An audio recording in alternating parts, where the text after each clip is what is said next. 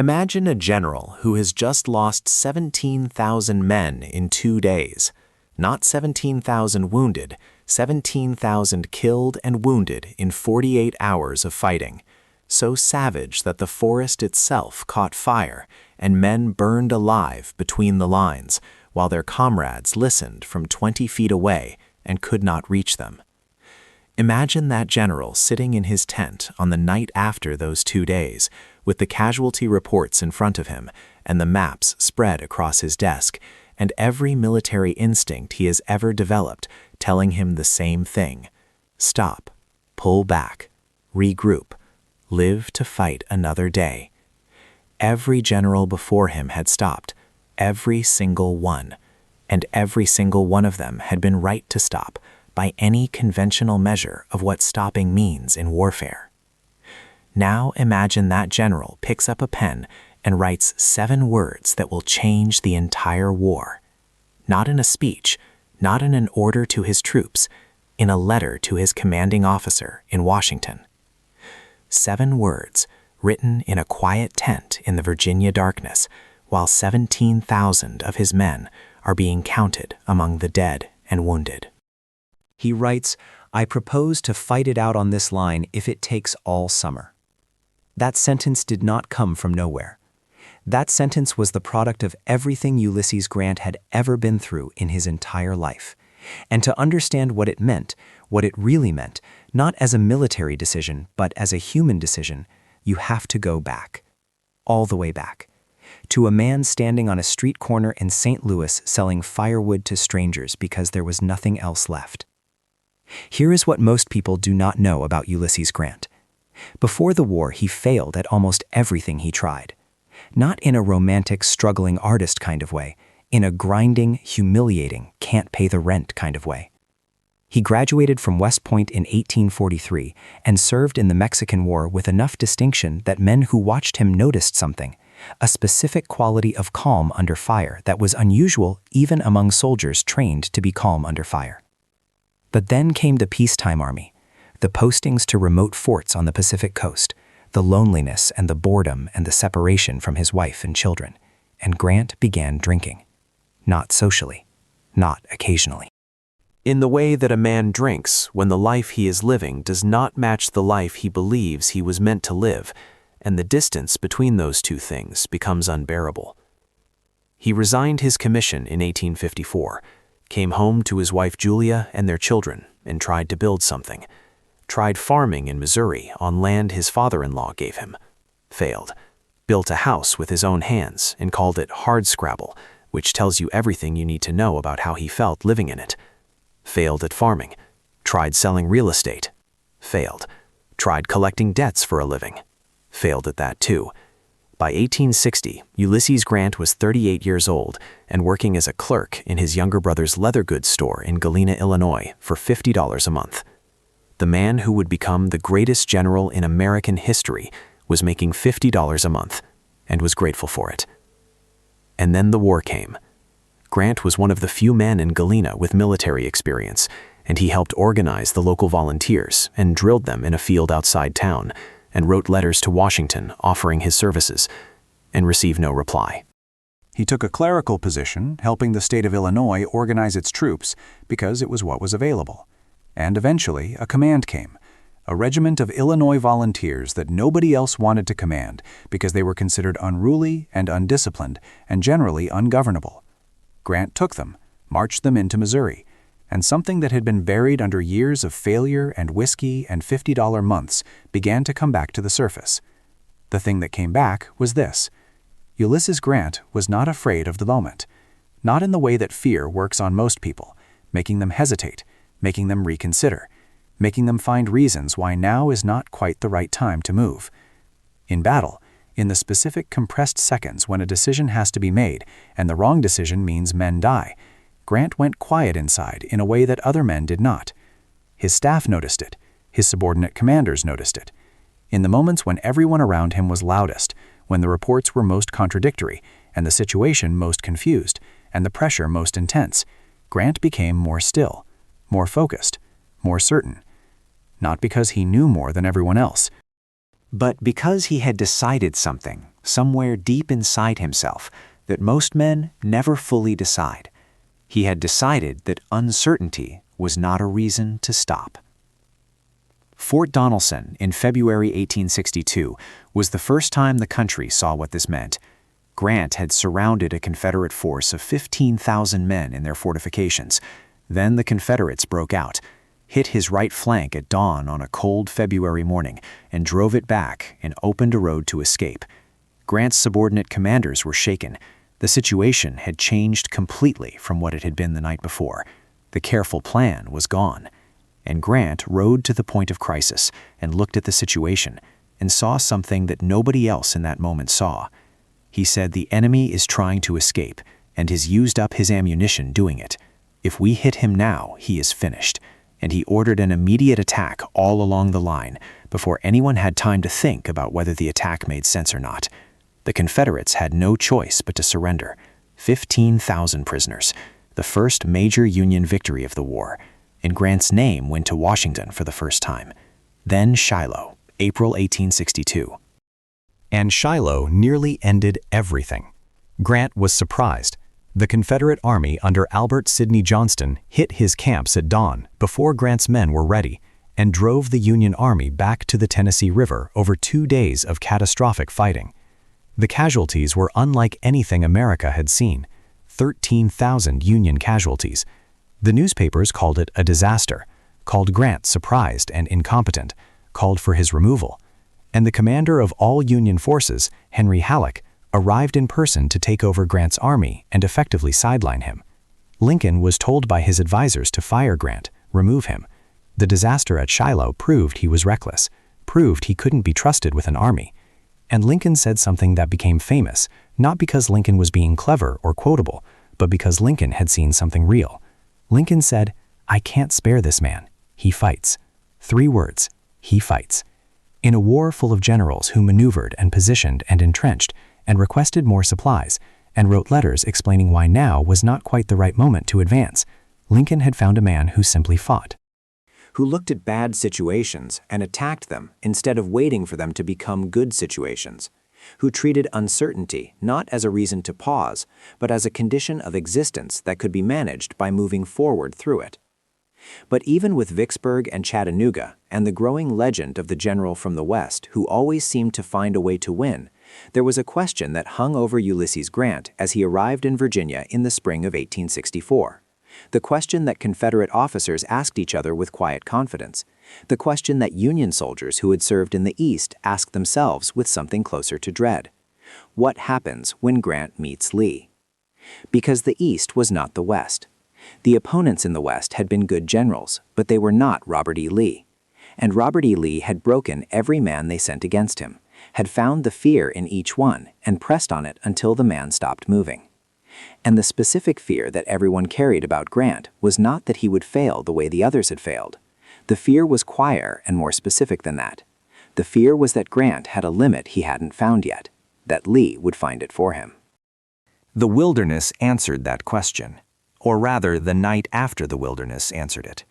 2 days of fighting, so catastrophic that experienced soldiers who had been through Antietam and Fredericksburg and Chancellorsville said they had never seen anything like it. 17,000 Union casualties, the forest on fire, men burning alive. The situation on the ground so confused that regiments fired into each other in the smoke and the undergrowth. And when it was over, when the second day's fighting finally died down in the darkness, everyone waited for the order that always came, the order to pull back, to regroup, to return to the safety of the northern bank of the Rapidan and figure out a new approach. Grant sat in his tent that night and did not sleep.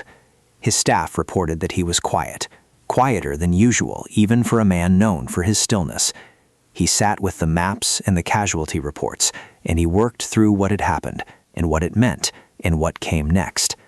And sometime in those hours, he wrote the letter to Henry Halleck in Washington, the letter with the 7 words, "I propose to fight it out on this line if it takes all summer." What that sentence meant in military terms was simple. No retreat. Continue south, find Lee's flank, and get around it. Keep the pressure on, regardless of the cost. What that sentence meant in human terms was something different. Something that can only be understood by knowing the full shape of the man who wrote it. A man who had failed at farming and real estate and debt collection. A man who had drunk himself out of the army and spent years being quietly grateful for $50 a month. A man who had been nearly destroyed at Shiloh and saved only by Lincoln's stubbornness. That man, sitting in a tent in the Virginia darkness, with 17,000 fresh casualties on his conscience, chose forward, again. The same choice he had always made. Not because he didn't feel the weight of it, but because the weight of it was not, for Grant, a reason to stop. The next morning, the army moved south, and when the soldiers understood what was happening, when the column turned toward Lee instead of away from him, something broke open in the Army of the Potomac that had never broken open before. Men who had marched north after every previous battle, men who had come to understand retreat as the natural ending of any engagement with Robert E. Lee, began to understand that something had changed. Not in the situation. The situation was exactly as terrible as it had been the night before. What had changed was the man making the decisions. And men who have spent years marching away from a fight know the difference in their bones when they are finally marching toward one.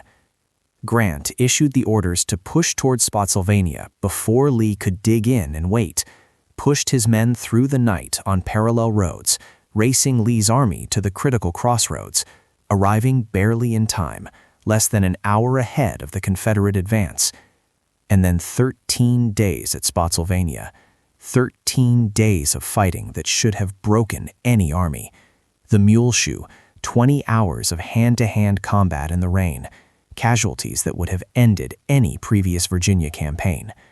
And after Spotsylvania, Grant wrote another dispatch to Washington. It contained a sentence that was almost identical to the one he had written after the Wilderness. He was not reporting victory. He was not claiming success. He was simply stating, with the flat certainty of a man who has decided something irrevocably, that he intended to keep going. Halleck in Washington read the dispatches and worried. Lincoln read them and understood. Lincoln had known since Shiloh what Grant was, had defended him against every call for his removal with the same 3 words: he fights. And now here was that same man in Virginia doing the thing he always did, the thing that drove military theorists and newspaper editors and cautious subordinates absolutely mad, which was to treat every setback as simply the cost of continuing, not as information that the plan was wrong, not as evidence that a different approach was needed, simply as the price of moving forward, and therefore a price that had to be paid. The Confederate commanders watching from the other side of the lines began to say something to each other in this period, something that carried a different weight than the confident predictions they had made when Grant first arrived in Virginia. They had said, "Wait until Grant meets Lee," and now they had seen what happened when Grant met Lee. And what they said now, quietly, among themselves, was that this man was not like the others, that hitting him did not slow him down the way hitting the others had slowed them down, that the thing Lee did, the specific psychological pressure that had broken every previous Union commander, seemed to pass through Grant without catching on anything, without finding the fear that it needed to work. There is a specific moment that one of Grant's staff officers recorded in his diary from this period, a moment during the Overland campaign, when Grant was receiving a series of increasingly alarming reports about Confederate movements on his flank. The staff around him were tense, voices were rising, maps were being spread and pointed at urgently, and Grant stood in the middle of all of it and lit a cigar and looked at the maps for a long time in silence, and then said simply, "We will push on." Not because the reports were not alarming, they were, but because alarming reports were, for Grant, simply the landscape of moving forward, the natural weather of doing the thing he had decided to do. Push on. Those two words are the key to everything Grant was. Not brilliant, not inspired, not the chess master calculating moves ahead of his opponent. Just push on, move forward, take the losses, find the flank, move forward again. It is the simplest possible military philosophy, and also the rarest, because it requires something that cannot be taught or trained or ordered into existence. It requires a man who has already lost everything and survived it, and come out the other side understanding that losing everything is not the worst thing that can happen. The worst thing that can happen is stopping. Grant had lost everything once: the farm, the career, the reputation, the self-respect. Standing on a street corner in St. Louis in the rain, selling firewood to strangers, and knowing that the men walking past him had no idea they were looking at a West Point graduate, a veteran of the Mexican War, a man who had once been something and might have been something more. He had lived through that, had gotten up every morning inside that life and kept moving through it, not because he saw a way out, but because stopping was simply not something he knew how to do. And then the war came and gave him back the one thing he was made for, and he was not going to stop now. Not for 17,000 casualties in the wilderness, not for the grinding attritional horror of Spotsylvania, not for the catastrophic miscalculation of Cold Harbor, not for the siege lines around Petersburg that stretched on for 9 months, not for any of it, because stopping had a cost that Grant understood better than anyone. He had paid it before, in Missouri, in Illinois, in all the quiet years of failure that nobody remembers now because of what came after. He had paid the cost of stopping, and he knew exactly what it bought. Nothing. Stopping bought nothing. Moving forward bought the chance that something might change. The letter he wrote on the night after the wilderness, the 7 words that became the most famous thing he ever put on paper, was not a military document. It was a personal one. It was a man telling himself, in writing, with a pen, in the darkness of a tent in Virginia, the thing he had told himself every morning for the worst years of his life. We are still here. We are still moving. Whatever happened yesterday is the price of being here today, and we will push on. Robert E. Lee read the intelligence reports and the dispatches and understood what he was facing before most people on either side did. Understood that the pause he had been waiting for was not coming, that the thing he had used against every other commander, the pressure that always eventually found the fear inside a man and made him stop, was not working. And Lee, who was one of the most perceptive readers of human character in the history of American warfare, understood why.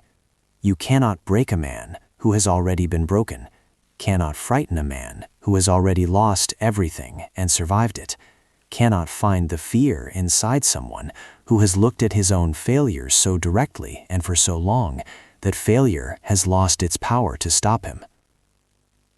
The war lasted another year after the wilderness, another year of grinding forward movement, another year of Grant pushing south and Lee holding, and the arithmetic slowly doing its work. And when it finally ended in a small parlor in Appomattox, Virginia, with Lee in his dress uniform and Grant in his mud-stained coat, the 7 words written in a tent on a Virginia night almost a year before had done exactly what they promised. He fought it out on that line. All the way to the end. And the end was the only one it was ever going to be once a man like that put pen to paper and made his decision in the dark.